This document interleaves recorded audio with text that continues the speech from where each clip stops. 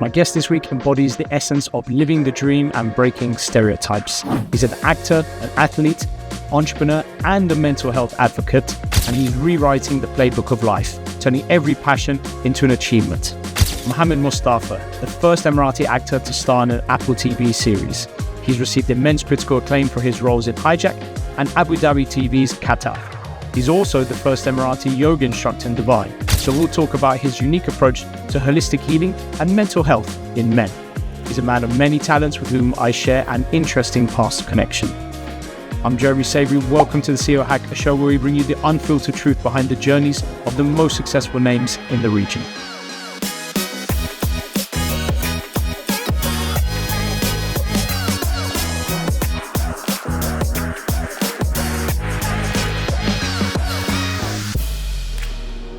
Mo, good to see you again, mate.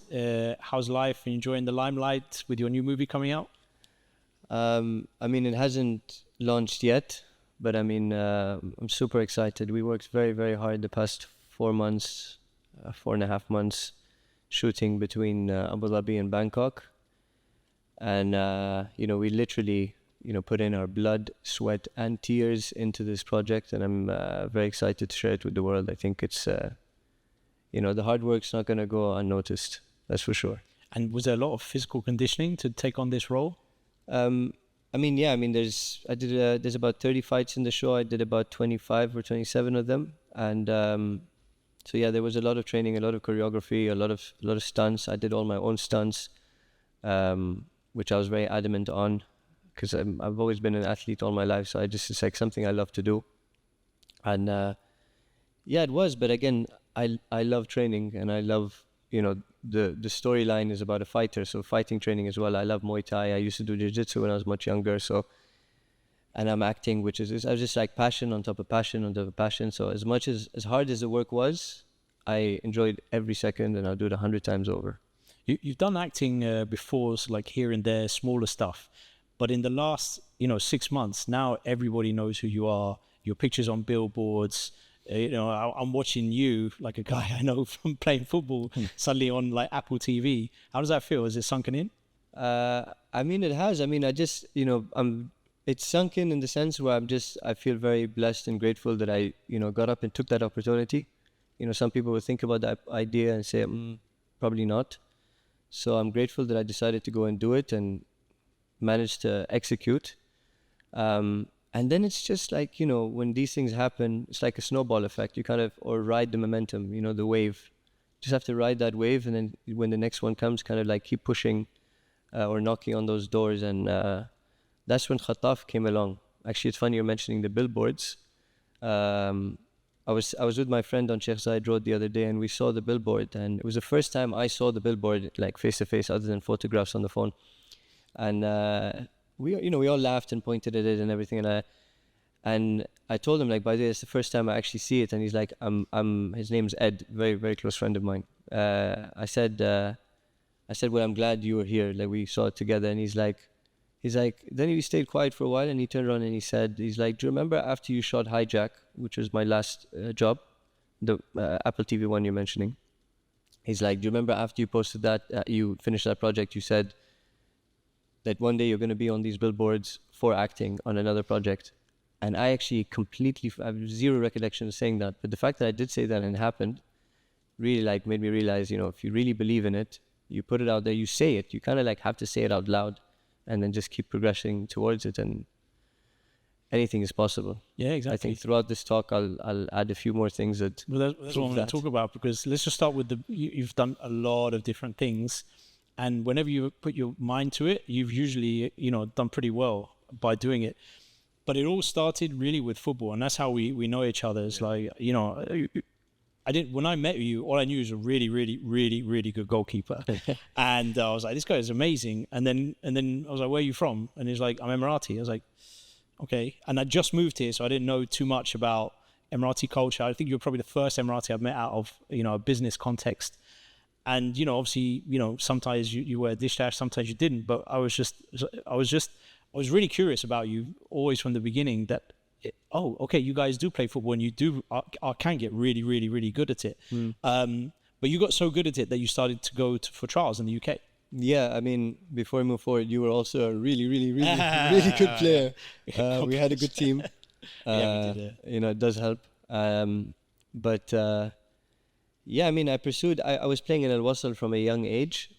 And it's funny because I did film with my brother, Ali Mustafa, who's a movie director. And he basically used me as his, guinea pig to make home movies because he just wanted to make film as a director. And that's how I learned how to act. But my dream was always football, and I kept trying to pursue it. I went through many, many obstacles in the sport. And then at 20, and I played in Al Wasl till I was about 20, from a very young age at 20. Trials I had with Fulham twice, Wickham, Barnet, Brentford, Crystal Palace. Again, as a goalkeeper in the UK, my height didn't help me, but I kept going. I mean, I was a very dedicated individual, very driven. No matter what the case was, it was like nearly 10 closed doors in front of you, locked, chained up, and I just kept going. I say that's one of the most things I love about myself is that when I want to do something, I make sure I get up and I do it no matter what the situation. But then again, you reach a stage sometimes where you have to be realistic and rational, and assess and make certain decisions. But at that time, I was so young, I just kept bam, bam, bam, bam. And funny enough, I stopped playing at 20, got into entrepreneurship. I opened a gym.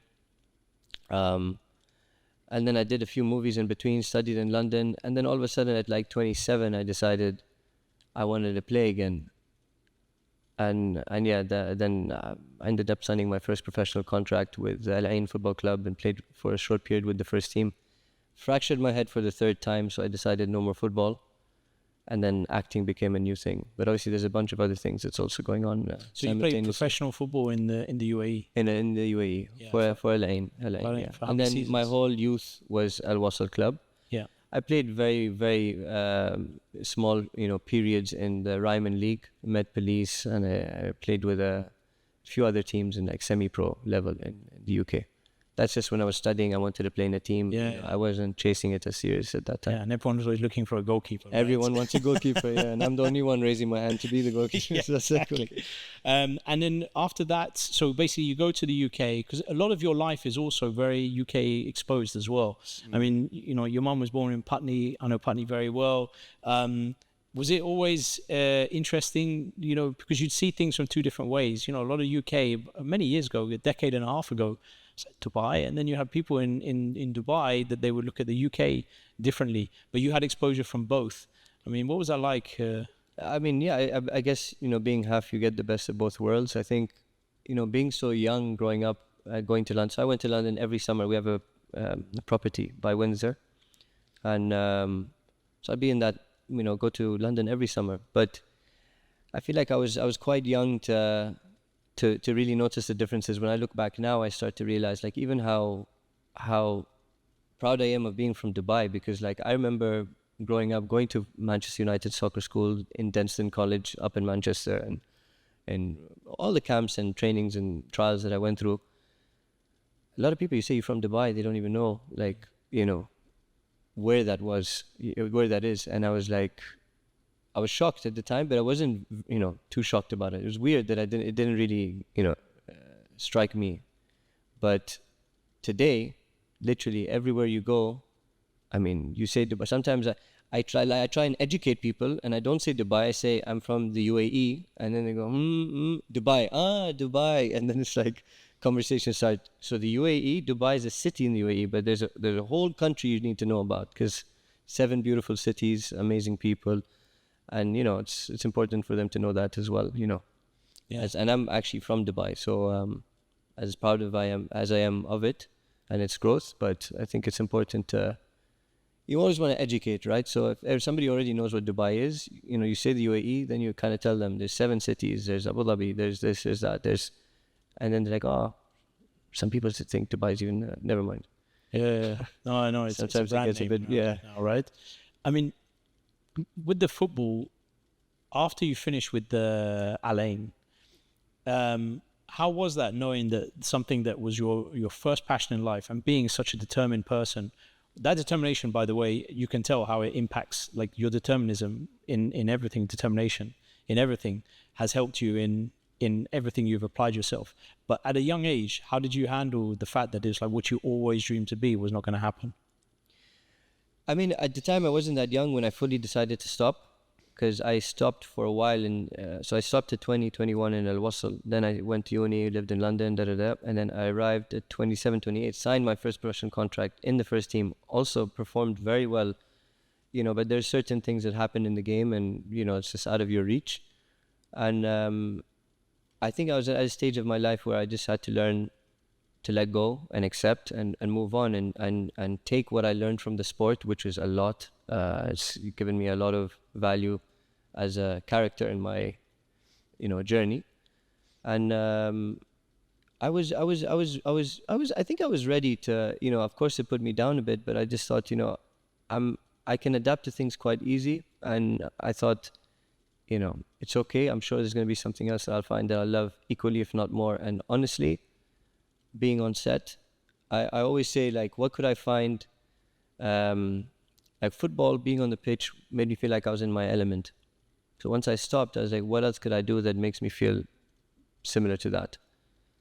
And I always remembered whenever I was on set, I felt that Escapism. Yes, exactly. And then I was like, you know what?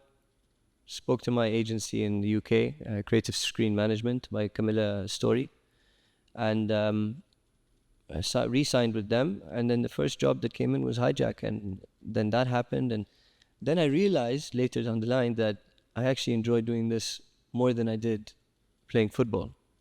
And the funny thing is, I was so adamant on chasing that football dream, and acting jobs just kept organically falling onto my lap.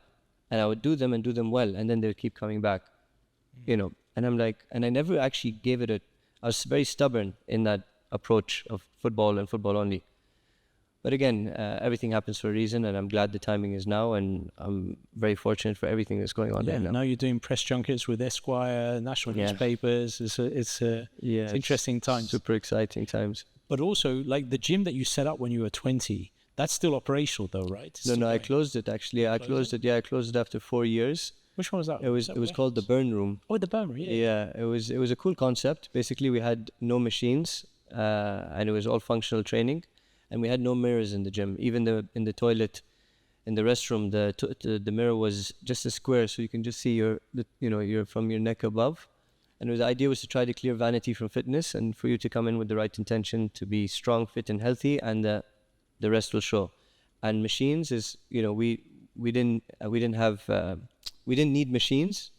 We used our specific type of training, which is for functional training, for people to become machines in their daily lives. Because functional training is what helps people perform better on a daily basis. Yeah. Athletics, instead of, trying to get a bigger bicep. That's not going to do you any value in your functionality throughout your day. Maybe slightly by carrying something heavier, but not no function. So why did it close down then? We had our own.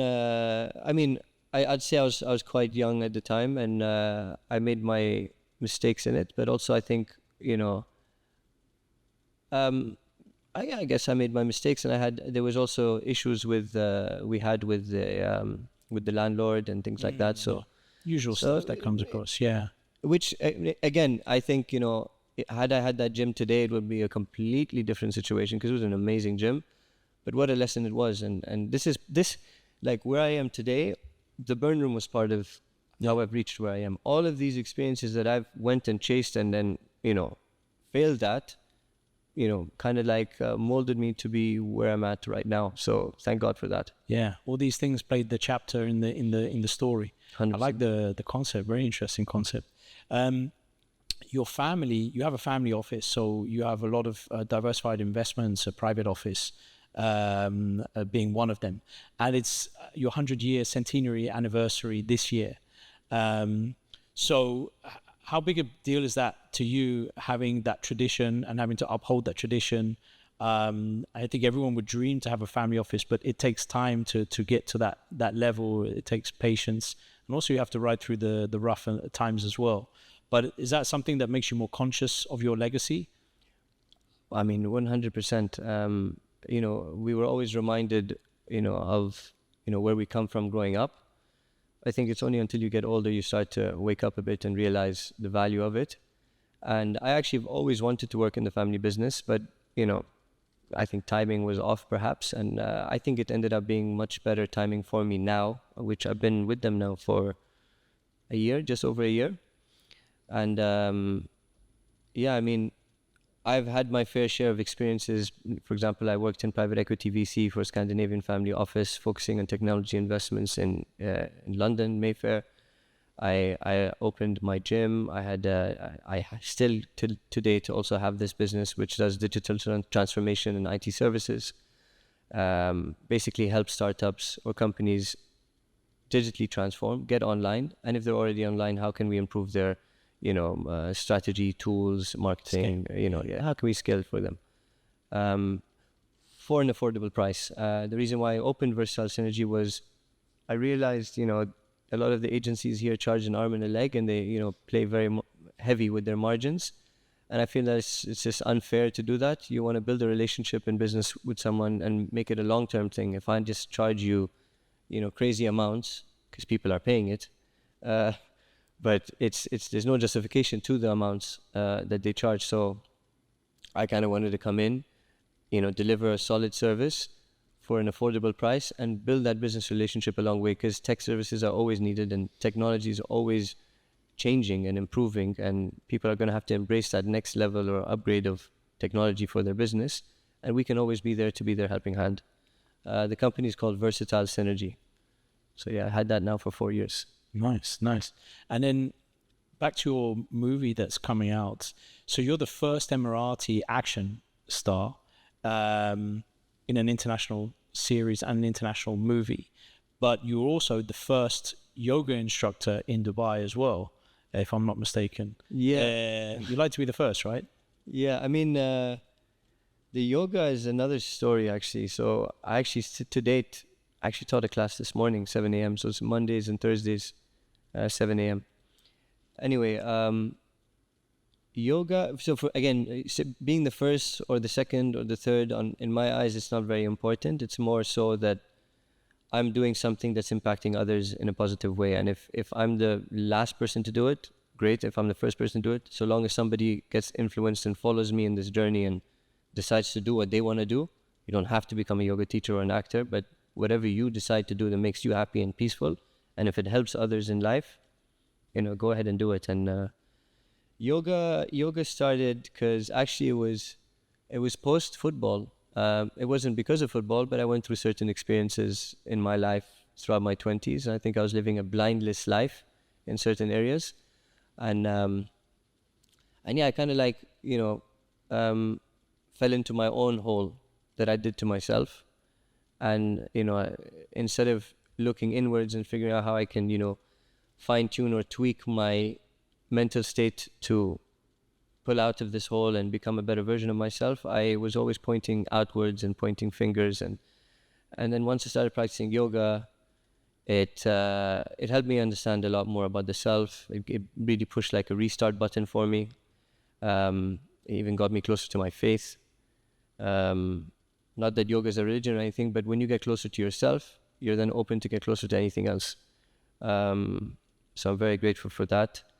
And once I saw the rewards of what yoga had given me, I thought, what can I do in my life that adds similar value?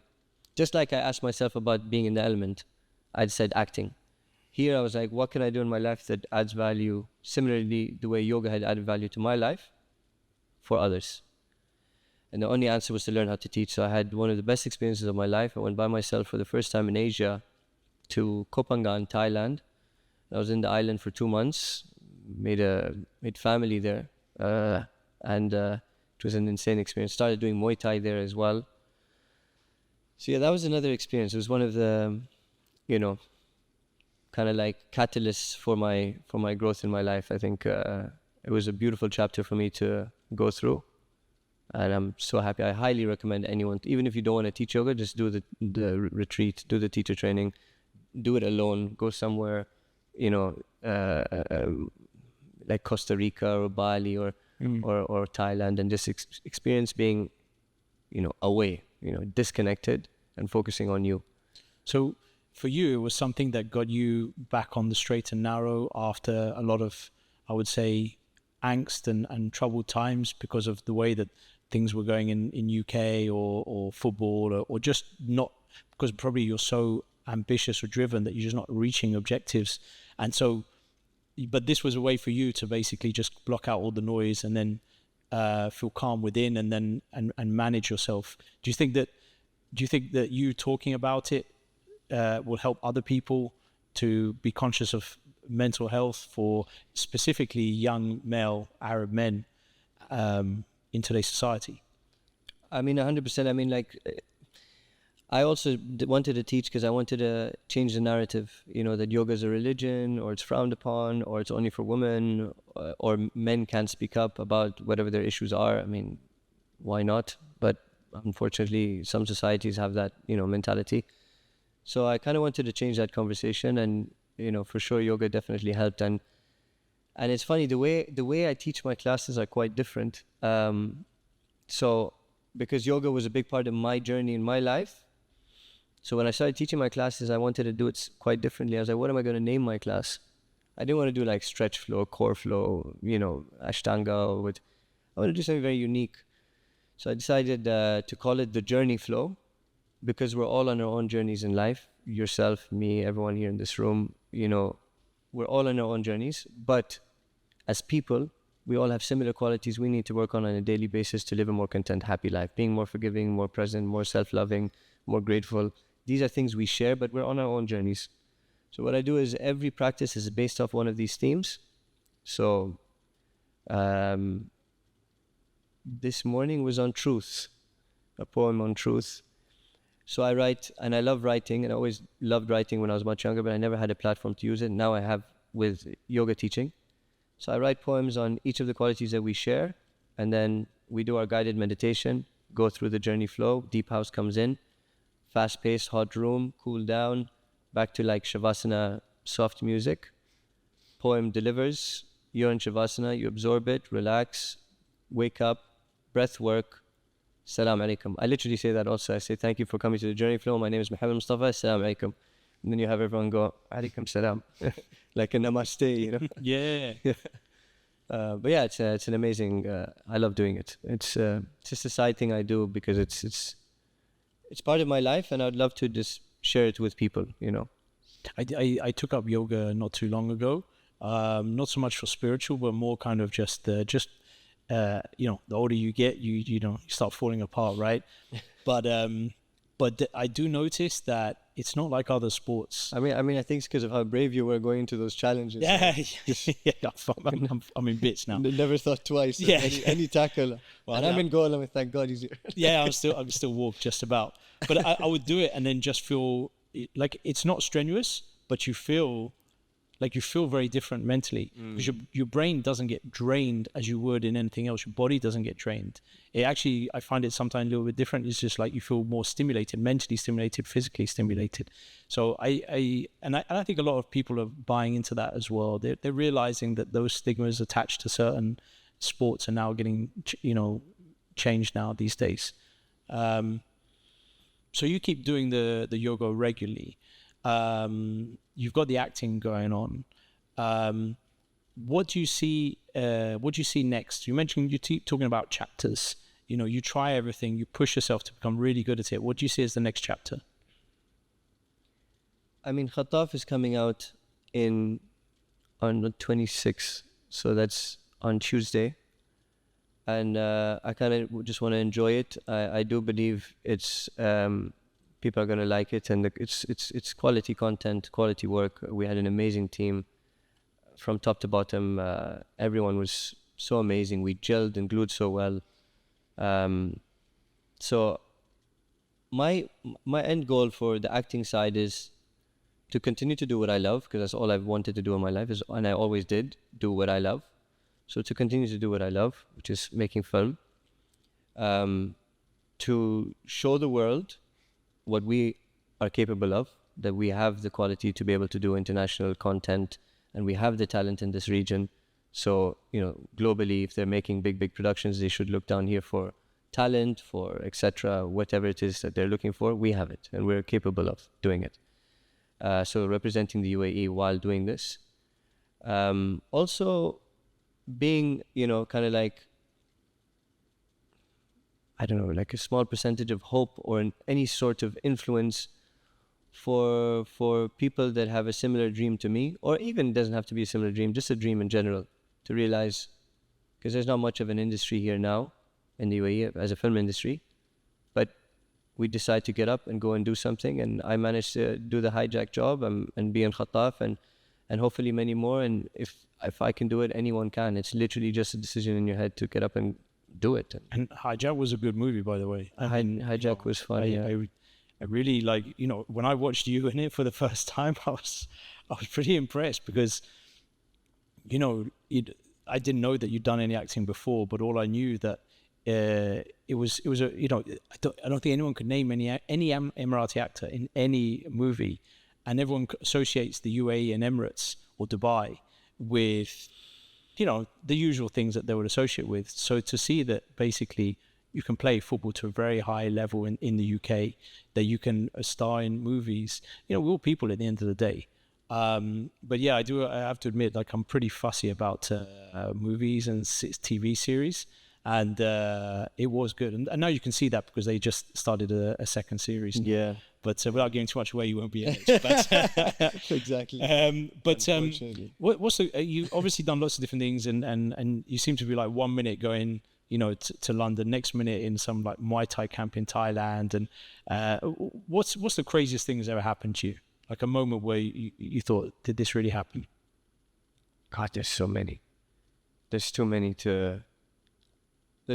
But I think what I can say, since I'm trying to align and base this conversation around following your dreams, what I can say, one experience, there's been many, but I'll take this one because it was a very early one, and it really did add value to me in my life in realizing that anything is possible.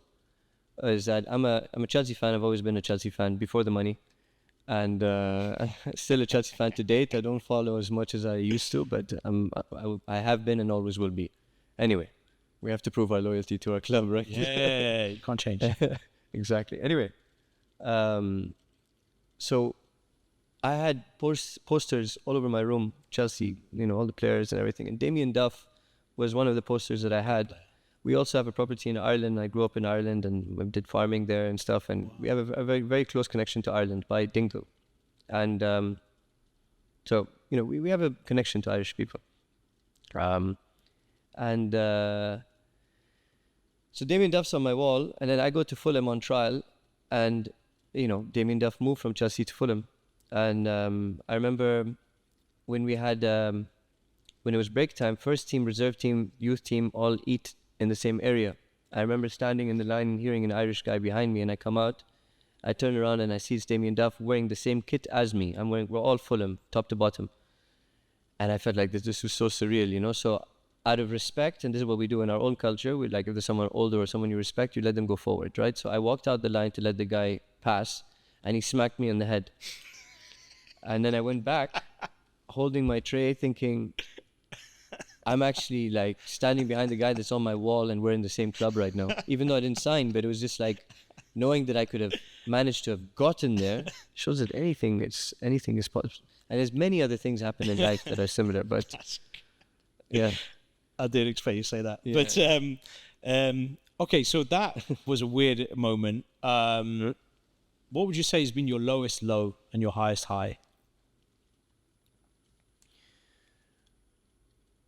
My lowest low, I'd say let's start off with the high. Let's start off with the positive. My highest high, I'd say, look, I mean, I've been very, very blessed to be able to do things, again, that I love. And yes, it's very natural in life to go up and down. You just kind of have to make sure it's more sustainable than volatile. And I think, I've experienced so many beautiful things in my life that, I've had many highs. So it's really hard to pinpoint which one was the highest high. But what I do know, especially at this stage of my life right now, is that my highest high should be, a daily goal. It's not a one-off experience that's just made, like I did Khattaf and it was the best experience of my life. And I'm going to do something else that's going to be the best experience, God willing, of my life. And something else, But in that process, how am I managing my thoughts? How am I managing myself? How am I managing my mood?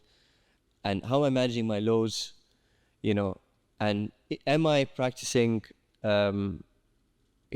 this practice in the best possible manner? Am I talking to myself in a loving way, in a positive way? Am I navigating my thoughts to the right direction? Am I, flipping the switch when it needs to be flipped because it's, the negativity is overpowering? When I start to see myself fine tuning and being very controlled mentally, I'd say that's when I'm on my highest high. And honestly, I try to do that every day. So I do get a bit of highest high on a daily basis. But you just want to make that highest high a consistent feeling rather than a one-off experience. Because then you want your life to be quality. And in order for it to be quality is that you need to be at peace mentally, spiritually, right? Yeah. physically fit. So, you just push all those buttons and... Interesting. How do you find that, or do you find that faith plays a role in your daily life? Definitely. I mean, actually, there was the advice that the only advice I could even remember my parents to date advised me is your prayers. And, your faith sometimes is stronger, weaker, and it fluctuates. And I've had my time where it wasn't so strong, my faith wasn't too strong, and I wasn't practicing as much as I should. And then there was times where I was, on the other side of it. But I think that was probably the best advice they could have given me, because, being closer or being close to your creator, being close to your faith,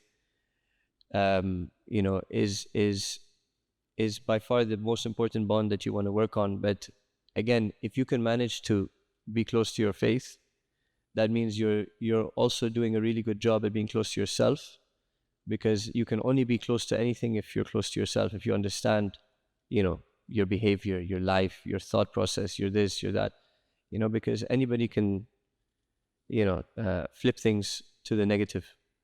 So long as you're in the right headspace, then yes, faith plays a beautiful role in your life. But of course, you also have to practice it, and it's a way of life. I mean, it's a way of living a beautiful life, a clean life, and many people live it, many people don't. But I think it's definitely the way forward. So yeah, Okay. I'm on my journey with that. And any life lessons that you think that, okay, say the younger generation, you're not even that old, but any advice you'd give to the younger generation about life in general, about, I think, especially when someone like you grows up in Dubai, where it's, for a lot of people that don't live in Dubai, it's I would say a financial paradise. It's like, oh, that's the best quality of life that anyone could ever hope for, and yet you grew up in this country, so you were exposed to it from a young age. But at a much younger age, it wasn't where it is today, and it isn't what it is perceived to be today. But today, we're now in a society, a younger society, where people are very impatient. People are very because they're led to believe that other people are living a life that purports to be so luxurious, and yet you're in that life, but you have seen it in a different context. What would you say to those people? What advice would you give, having grown up in a place that a lot of people around the world think is just some kind of, dream? I mean, and this is also something I love about yoga, is because it's you and your own mat, you and your own journey. There's no competition. You don't turn and see somebody doing a handstand and then you feel like, oh no, you're far off. You're in your own practice, right?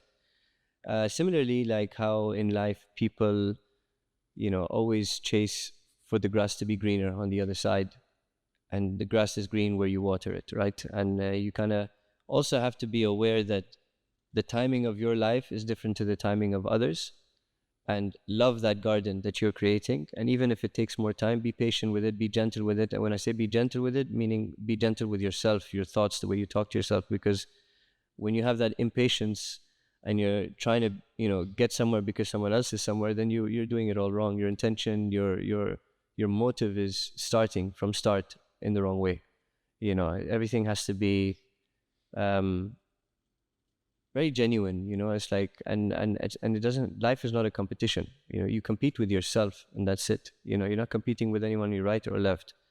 And be grateful for other people's growths as well. You get a lot of people very, very envious or Jealous. yeah, and it's a sad trait, not because you know you can see it damaging the person that is being jealous, and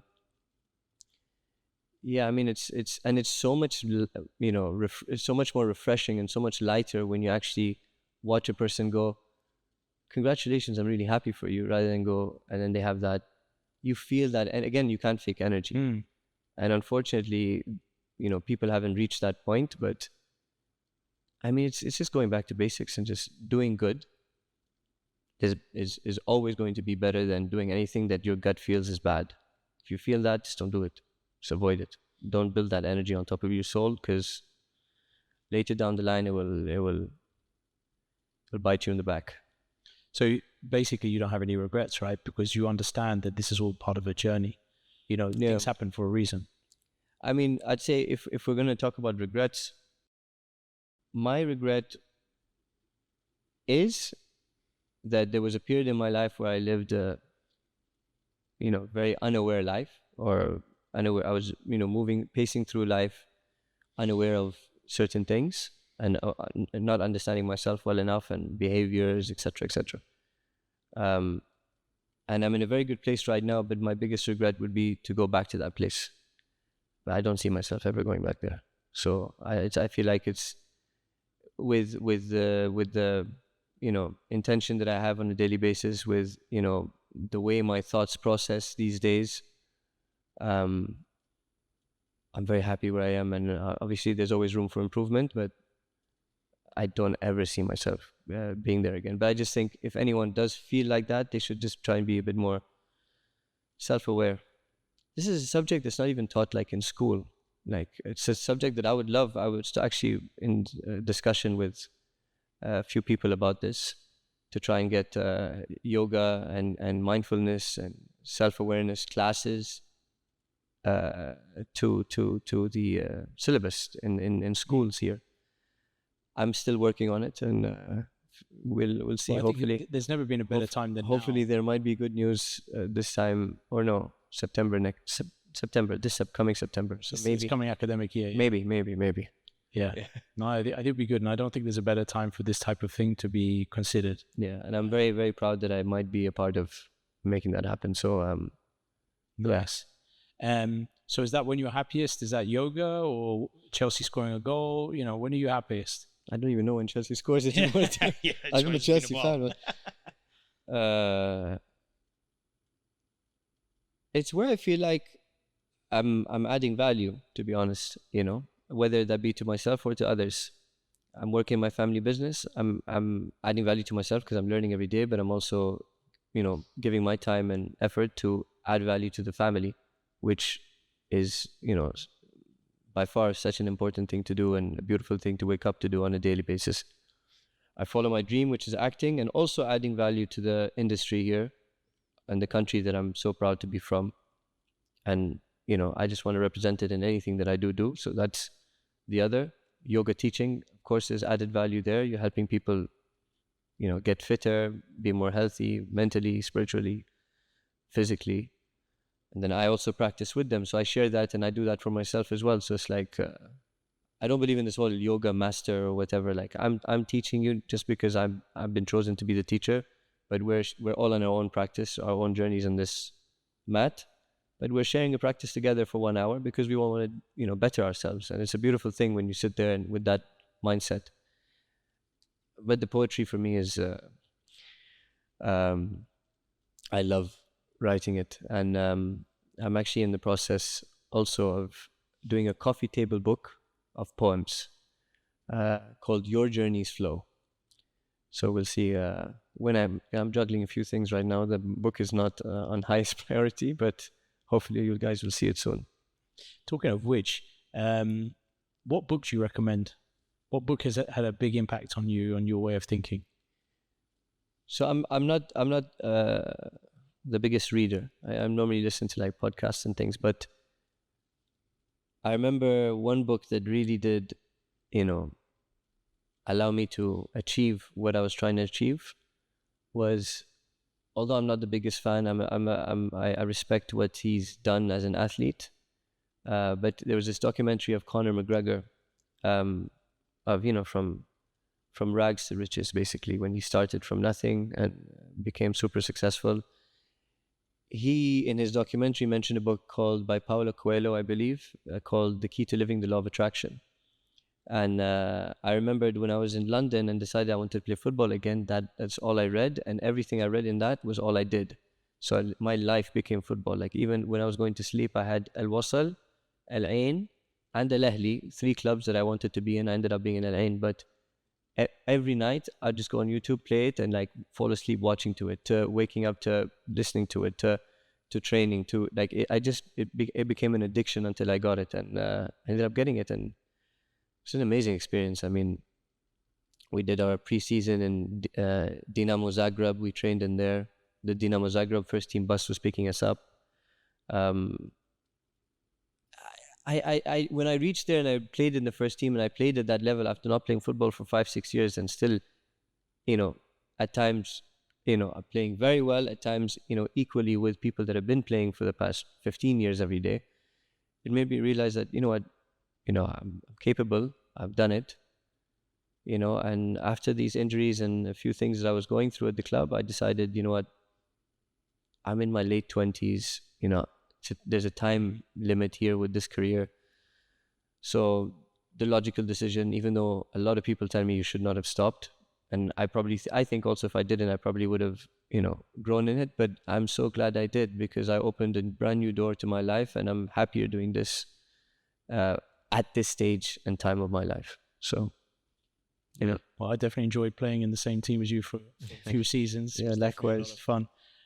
Listen, it's great to see you, Mo. As always, I think you've come up with some things that I'm coming away a lot wiser from, and I really I feed into your spirituality. I think it is possible to be extremely competitive, but also very conscious of self, and having inner calm as well.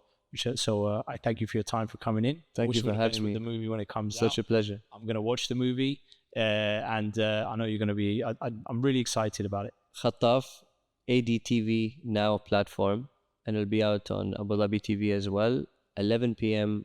on Tuesday, 26th. Brilliant. It's past my bedtime, but I will. It's Ramadan. Yeah. Cheers. Thank you, Mo.